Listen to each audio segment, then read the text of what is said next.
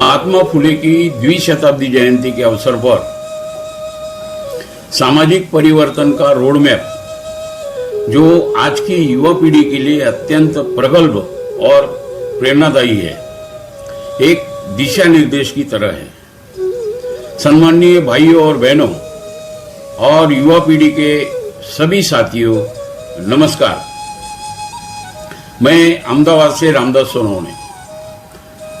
आज महात्मा फुले की द्विशताब्दी जयंती के अवसर पर आइए हम सामाजिक परिवर्तन की कार्य योजना और उनके ऐतिहासिक संघर्ष के मर्म पर चर्चा करें। महात्मा फुले की विरासत और आज की पीढ़ी का कर्तव्य केवल मूर्तियों पर हार चढ़ाना या इतिहास को दोहराना और विरासत को संजोना नहीं है। असली विरासत उनके मूल्यों को आज के आधुनिक संदर्भ में जीना है। ज्योतिराव फुले ने जिस काल में कार्य किया वो केवल शारीरिक गुलामी का नहीं था, बल्कि मानसिक और बौद्धिक गुलामी का दौर था। अस्पृश्यता निवारण के लिए उन्होंने अपने घर का पानी का हौज अछूतों के लिए खोल दिया। ये केवल एक क्रिया नहीं, बल्कि स्थापित व्यवस्था के विरुद्ध एक विद्रोह था। आज हम जल संकट की बात करते हैं, लेकिन ज्योतिराव ने उस समय बांधों को महत्व को पहचान लिया। उन्होंने न केवल बांध बनाने पर जोर दिया, बल्कि वर्षा जल संचयन और वृक्षारोपण को भी अनिवार्य माना। आज की पीढ़ी द्वारा पर्यावरण की रक्षा करना ही उन्हें सच्ची श्रद्धांजलि होगी। विद्या बिना मति गेली, शिक्षा के बिना बुद्धि गई का मंत्र देकर उन्होंने असमानता के अंधकार में ज्ञान का दीप जलाया। आज के युवाओं को समझना होगा कि केवल किताबी ज्ञान काफी नहीं है, उसे कर्म से जोड़ो। डिग्री लेकर केवल नौकरी के पीछे भागने की बजाय अपने भीतर स्किल विकसित करें, उद्यमी बने, ज्योतिराव की तरह क्रिएटर बने, केवल कंज्यूमर नहीं। क्या आप जानते हैं, ज्योतिराव फुले केवल समाज सुधारक नहीं थे, बल्कि एक सफल ठेकेदार और उत्कृष्ट किसान भी थे। उन्होंने कात्रज सुरंग, खड़कवासला बांध और पुणे के काउंसिल हॉल के निर्माण में योगदान दिया। उन्होंने सिद्ध किया कि समाज सेवा के साथ साथ हमारा व्यावसायिक कौशल भी उच्च श्रेणी का होना चाहिए। किसी भी बात पर विश्वास करने से पहले उसे तर्क की कसौटी पर परखे, अंधानुकरण ना करें। महात्मा फुले ने अपने लेखन में विलासी जीवन की आलोचना की और मेहनत की कमाई के महत्व को समझाया। महात्मा फुले के जीवन में ऐसे कई पहलू हैं जो उनकी समाज सुधारक की छवि के पीछे दब गए, लेकिन आज के कारपोरेट जगत, स्टार्टअप कल्चर और करियर मैनेजमेंट के लिए वे अत्यंत सटीक उदाहरण हैं। उनके जीवन के 3 विशेष प्रसंगों जो युवाओं को एक नया दृष्टिकोण देंगे। पहला किस्सा है प्रोफेशनल एथिक्स और टेंडरिंग, व्यावसायिक नैतिकता। आज की पीढ़ी शॉर्टकट और भ्रष्टाचार से परेशान है। ज्योतिराव फुले पुणे के एक बड़े कॉन्ट्रैक्टर यानी ठेकेदार थे। जब पुणे में काउंसिल हॉल का काम चल रहा था, तब ब्रिटिश अधिकारियों ने काम की गुणवत्ता और समय सीमा को लेकर बहुत कड़े नियम रखे थे। उस बाबत का एक किस्सा है। कई ठेकेदारों ने लागत कम करने के लिए खराब सामग्री का इस्तेमाल किया, लेकिन ज्योतिराव ने अपनी साख यानी ब्रांड वैल्यू दांव पर लगाकर सर्वश्रेष्ठ सामग्री इस्तेमाल की। परिणाम ये हुआ कि उन्हें न केवल समय पर भुगतान मिला, बल्कि ब्रिटिश सरकार ने उन्हें ईमानदार ठेकेदार का प्रमाण पत्र भी दिया। उनके करियर से बहुत सीखे। आज वे युवाओं के लिए ये सीख है कि क्वालिटी और ईमानदारी ये आपका सबसे बड़ा ब्रांड है।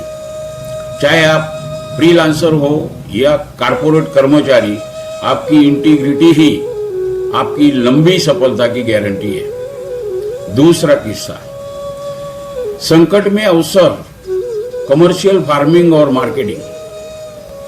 आज के युवा खेती के घाटे का सौदा मानते हैं, लेकिन ज्योतिराव ने 1880 के दशक में ही एग्री बिजनेस का मॉडल पेश किया था। जब पुणे के पास बांध बन रहे थे तो ज्योतिराव ने केवल मजदूरी नहीं की, बल्कि वहां काम करने वाले हजारों मजदूरों और ब्रिटिश अधिकारों की जरूरतों को पहचाना। उन्होंने अपनी जमीन पर व्यावसायिक रूप से सब्जियां और फल उगाना शुरू किया और सीधे मार्केट सप्लाई की। वे उस दौर के पहले एग्रीप्रेन्योर थे।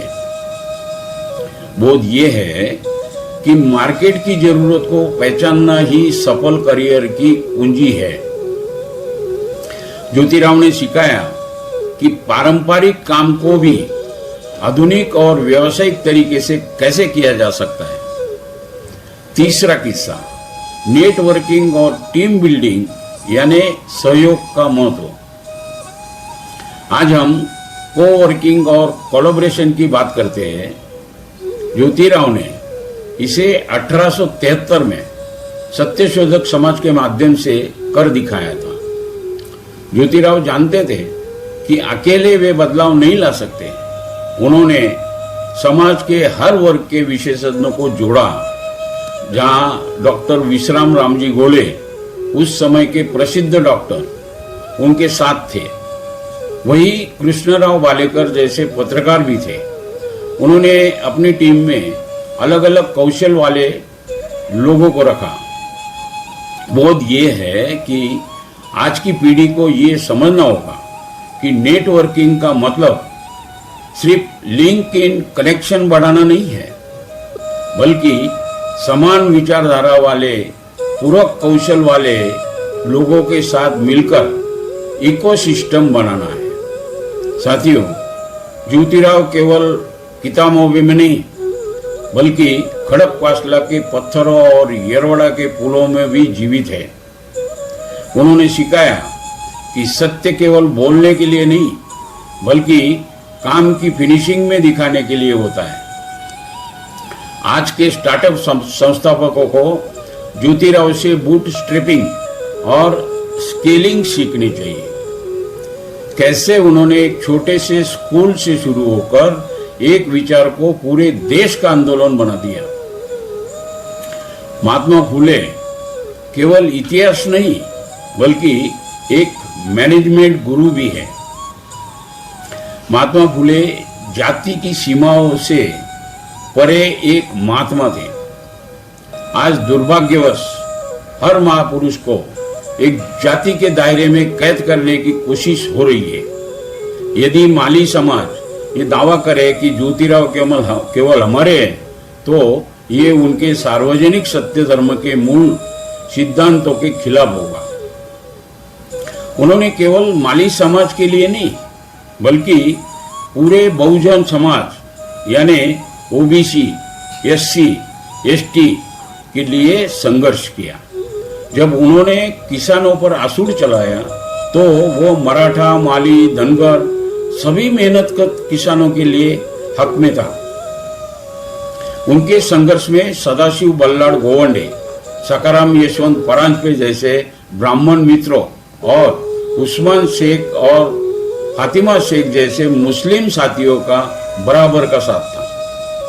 वर्तमान चुनौतियां, ये युवाओं का संकल्प, आज समाज पूरी तरह सुधरा नहीं है, बल्कि नई बुराइयां पैदा हो रही है। सोशल मीडिया के माध्यम से जातिगत द्वेष फैलाया जा रहा है। महापुरुषों को केवल उच्चों तक सीमित कर दिया गया है। समानता केवल भाषणों में नहीं, बल्कि व्यवहार और परिवार में लाए। सावित्रीबाई को शिक्षित करने वाले फुले के वारिस होने के नाते महिलाओं को सुरक्षित और समान अवसर प्रदान करें।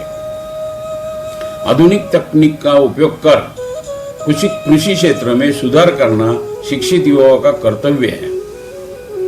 महात्मा ज्योतिराव फूले विश्व मानव थे। इस द्विशताब्दी वर्ष में हम केवल उनकी तस्वीर दीवारों पर न लगाएं, बल्कि उनके विचारों को अपने हृदय और आचरण में उतारें। मित्रों, महात्मा फूले के विचार अलमारी में रखने वाले किताबें नहीं, बल्कि जीवन में उपयोग किए जाने वाले अस्त्र हैं। उन्होंने उस दौर में पत्थर और कीचड़ इसलिए सहा क्योंकि उन्हें पता था कि इस कीचड़ से भविष्य में ज्ञान के कमल खिलेंगे। आज वे कमल खिल चुके हैं, लेकिन उनकी सुगंध बनाए रखने की जिम्मेदारी हमारी है।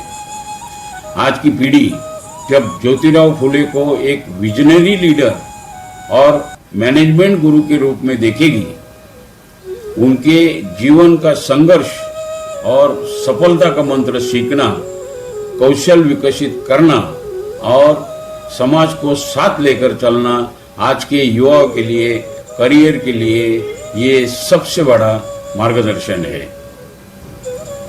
महात्मा फूले का विचार यही प्रगति का आधार। जय ज्योति, जय क्रांति।